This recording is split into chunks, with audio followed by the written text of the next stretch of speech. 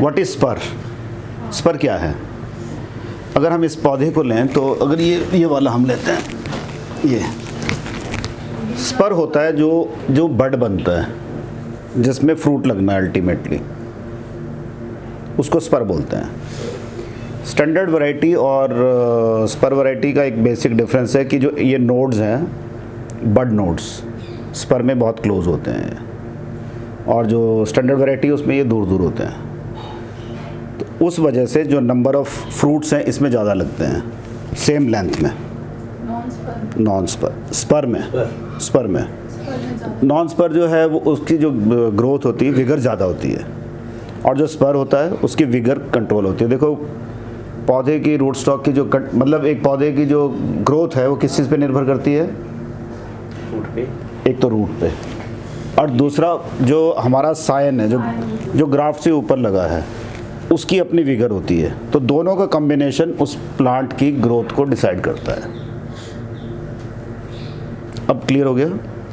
और जो non spur होते हैं वो क्योंकि विगरस ग्रोइंग है तो उसके लिए चिलिंग रिक्वायरमेंट जनरली ज़्यादा चाहिए होती है और जो स्पर वैरायटी है उसकी चिलिंग रिक्वायरमेंट कम होती है। लेकिन सारे ऐसे नहीं है। जैसे ए स्पर है, ए स्पर की जो चिलिंग रिक्वायरमेंट है वो कंपैरेटिवली ज़्यादा है, थोड़ी ज़्यादा है। और ए स्पर को क्या माना जाता है, मतलब ये समझ लो कि हाई अल्टीट्यूड एरिया के लिए अच्छा माना जाता है। कलर उसमें लेट आता है। ऐसे ही ऑरेगन स्पर है, वो भी हाइट के लिए अच्छा माना जाता है। स्पर, नॉन स्पर, फिर एक विगर, एक सेमी विगरस और एक बिल्कुल स्पर ग्रोथ जिसको बोलते हैं ड्वार्फ ग्रोथ होगी। तो ये साइन का भी अलग अलग दोनों कॉम्बिनेशन बनाता है वो पौधे की जो है।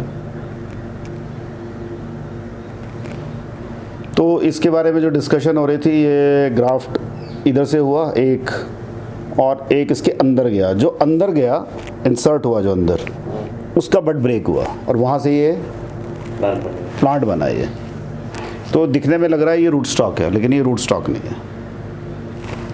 और वैसे भी अगर दोनों के कलर को हम कंपेयर करें इसके तो कलर से भी डिफरेंशिएट कर सकते हैं कि इसका कलर लाइट है, इसका कलर डार्क है, बहुत पतली है। ये आपने बताया तो कि ये स्पर वैराइटीज में कम होते हैं और ज़्यादा होते हैं, मतलब ये हमने इसको ये इंटरनोडल डिफरेंस के 2-3 एक तो नेचुरली ग्रो करेगा तब।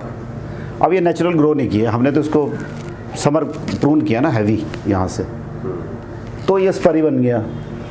आप सीडलिंग को कैसे कंटेन करते हैं उसकी ग्रोथ को? कटिंग कर समर प्रूनिंग से अगर आपको प्रोटीन उसको लाना चाहते हो, बढ़ जाते हो फ्रूट वर्ड, तो उसको समर प्रूनिंग से। आप ये बोला जो स्पर वैरायटीज जो होती हैं उसमें जो नोड्स का वो होता है वो पास होता है स्पर में। हाँ, स्पर में पास होता है। तो जब स्पर में वो पास होता है तो उसमें फ्रूटिंग ज़्यादा लगती है। फ्रूटिंग ज़्यादा उसमें जो एक्चुअली उसकी चिलिंग जो रिक्वायरमेंट है वो स्टैंडर्ड से कम होती है। और जो उसके बर्ड्स होते हैं वो स्ट्रांग होते हैं, स्ट्रांग बर्ड्स। जैसे अन्ना लगा हुआ हमारे पास बाहर, अन्ना के जो बर्ड्स थे कितने स्ट्रांग थे, बहुत स्ट्रांग। और अभी सारे के सारे वो 4 दिन में ब्लूम करने वाले हैं, 4 दिन में। एक चीज़ और है, जैसे हिमाचल में भी लोग जो मतलब काफ़ी जानकार लोग भी है, वो भी एक सवाल करते हैं कि इंटरस्टॉक, कई लोग M9 पे या सीडलिंग पे पहले गाला का इंटरस्टॉक डाल रहे हैं, उसके ऊपर फिर और, तो इसमें क्या बोलना आपका कि ये सही है या गलत है? इंटरस्टॉक कितना होना चाहिए, इसकी लेंथ कितनी होनी चाहिए, इस बारे में थोड़ा सा देखो। मतलब आप इंटरस्टॉक के बारे में जानकारी चाहते हैं तो मतलब साइंटिफिक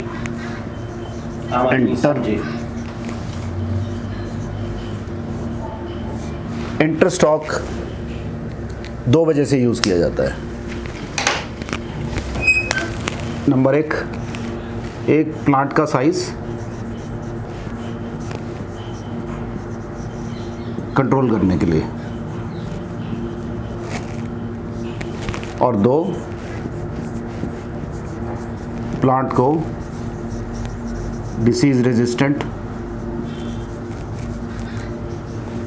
बनाने के लिए। तो अब आप गाला क्यों यूज़ करना चाहते हैं? नहीं, लोग कर रहे हैं, उनका कहना है कि पहले हम गाला लगाएंगे, उसके ऊपर कोई भी स्पर वैरायटी लगा देंगे तो वो ग्रो ज़्यादा करेगा, मतलब कि बिगर होगा, जो आप कल बता रहे हैं। इसको साइज कंट्रोल करने को, ये कंट्रोल करने को, बट वो बढ़ाने के लिए कर रहे हैं कि हमें देखो ये रूट स्टॉक है। आपको पता है कि अगर आप ये जो इंटर स्टॉक होता है, ये जो साइज़ है आज की डेट में बहुत कम फार्मर्स जानते हैं इस बात को। मान लो इसका आपने जैसे उत्तराखंड में भी हो रहा है, कश्मीर वाले आए, कश्मीर के ग्राफ्ट करने वाले आए, तो उन्होंने क्या किया कि ग्राफ्ट करने शुरू कर दिए। रूट स्टॉक लिया, इस पे साथ ही उन्होंने इंटर स्टॉक लगाया और साथ ही यहाँ पर ये कर दिया। तो ये लगाया उन्होंने 3 इंच का एक टाइम में ही, एक टाइम में। तो इस 3 इंच का कोई फ़ायदा नहीं है, कोई यूज़ नहीं है इसका। इंटर स्टॉक की लेंथ कम से कम 9 इंच होनी चाहिए, तब ये अपना इफेक्ट देगा। जो इंटर स्टॉक है अपना करेक्टर देगा ये।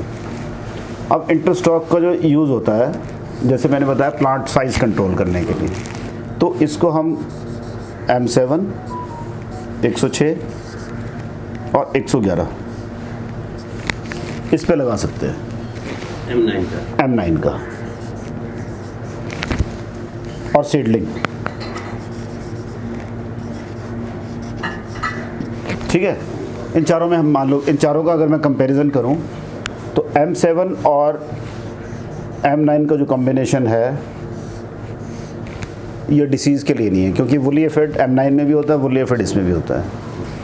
M9 जब साइज़ इसका कंट्रोल करेगा तो M7 वैसे भी सक्रिंग ज़्यादा करता है, तो M7 शक्कर ज़्यादा देगा, स्प्राउट ज़्यादा देगा। उसके बाद सीडलिंग है, सेम यही प्रॉब्लम है, सक्रिंग ज़्यादा देगा, वुली एफिड भी कंट्रोल नहीं करेगा, और जो डिसीज़ रेजिस्टेंट करेक्टर है ये भी, और जो प्लांट साइज़ कंट्रोल है, ये दोनों फेल हो गए इसमें। तो इन दोनों के साथ कभी भी इसको नहीं लगाना चाहिए। 106 और 111 में इसलिए इसको लगा सकते हैं क्योंकि ये डिसीज़ रेजिस्टेंट बनाते हैं प्लांट को। मान लो आपके पास एक एरिया है, आपने MM111 का रूट स्टॉक लगाया और इंटर स्टॉक 10 इंच का आपने लगा दिया उसके ऊपर M9।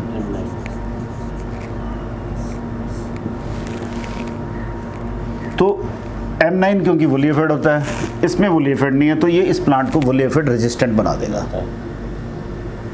और साथ में क्योंकि 111 विगरस ग्रोथ देता है, तो M9 क्योंकि आपने 10 इंच का रखा है तो वो साइज़ को कंट्रोल करेगा।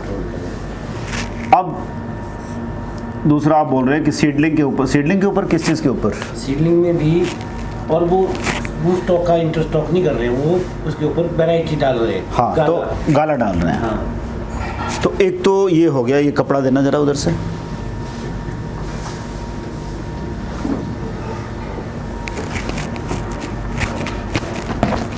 मतलब ये क्लियर हो जाए कि भाई, मैं बता रहा हूँ आपको, मान लो आपने M9 रूट स्टॉक लिया और इसके ऊपर आपने लगा दिया गाला। जनरली जो लोग गाला M9 के ऊपर लगाते हैं उनका मकसद है इसको विगर देना ताकि बढ़ा जाए, और बाद में जब ये 10, 12, 14 इंच का हो जाए तो यहाँ पर ऊपर इसको वैरायटी लगा दें आप, कोई भी रेड डिलीशियस या कोई भी वैरायटी। तो ये इसको सिर्फ साइज़ में तो हेल्प कर रहा है, लेकिन गाला अपने आप में बहुत क्या है,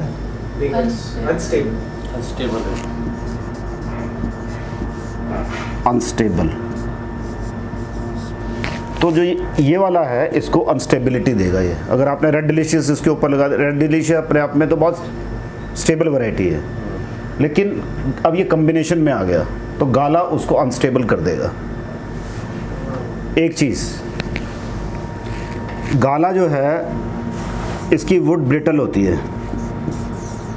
ना, ब्रिटल, वेरी ब्रिटल वुड होती है इसकी। ऐसे करो तो एकदम से कड़क जाती है।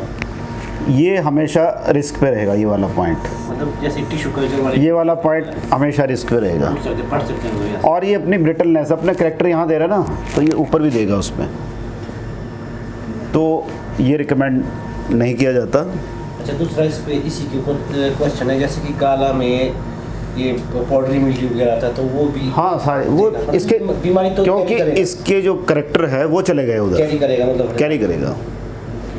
देखो क्या होता है कि भी रूट स्टॉक M9 है हमारे पास, शुरू में जो था M9 था, अब का क्या है M9 T337 RN29 मैक, ठीक है, ये सब M9 है। ये कैसे बने? ये क्लोन से तैयार हुए, सब क्लोन बोलते हैं इसको। तो सब क्लोन कैसे बने? M9 के ऊपर कोई वैरायटी लगी हुई थी, ABCD कोई भी वैरायटी थी, यहाँ से शक्कर निकला तो ABCD के करैक्टर यहाँ भी आ गए, तो ये एक नई चीज़ निकल गई। तो हमेशा जो आपने ग्राफ्ट, एक है नर्सरी में जब आप M9 लगाते हैं मदर स्टॉक में, उसमें आपने कोई ग्राफ्ट नहीं किया हुआ है, तो उसमें जो निकलेगा वो क्लोन निकलेगा, प्योर क्लोन उसका। लेकिन बहुत से लोग क्या कर रहे हैं, बहुत से लोग क्या करते हैं कि नर्सरी में ही ग्राफ्ट कर दिया, मदर बेड में ही ग्राफ्ट कर दिया, तो उससे ट्रू टाइप करेक्टर उसके लूज कर जाएगा वो। लेकिन जो इंटर स्टॉक ये है, इसमें स्टैंडर्ड वैरायटी को यूज़ किया जाता है। अब वो मैं बताता हूँ कि कैसे यूज़ किया जाता है इंटर स्टॉक। तो जैसे हमारे पास ये रूट स्टॉक है,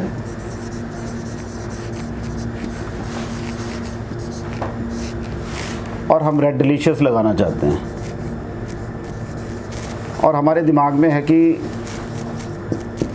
रेड डिलीशियस में कैंकर आता है, तो उसको कैंकर रेजिस्टेंट कैसे बनाया जाए।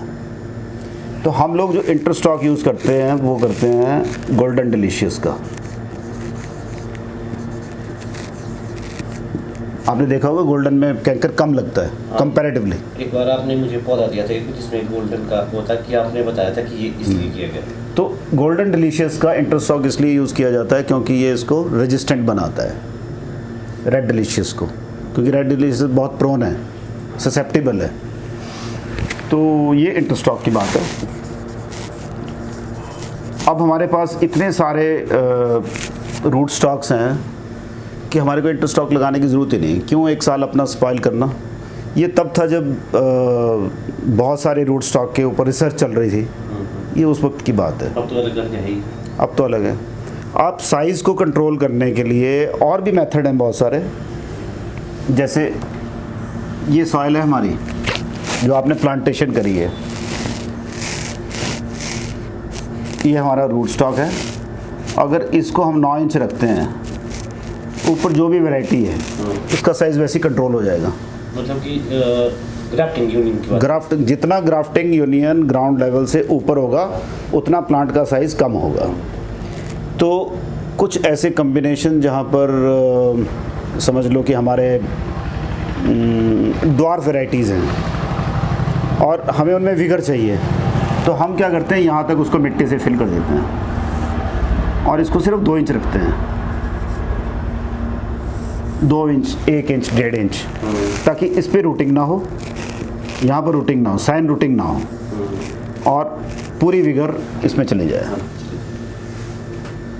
तो इसका मतलब कि जो लोग कर रहे हैं इंटर स्टॉक वो सिर्फ 2-2.5-3 इंच का कर रहे हैं, वो गलत है, फिजूल है, मतलब बेकार है वो, है ना, उसका कोई बेनिफिट नहीं।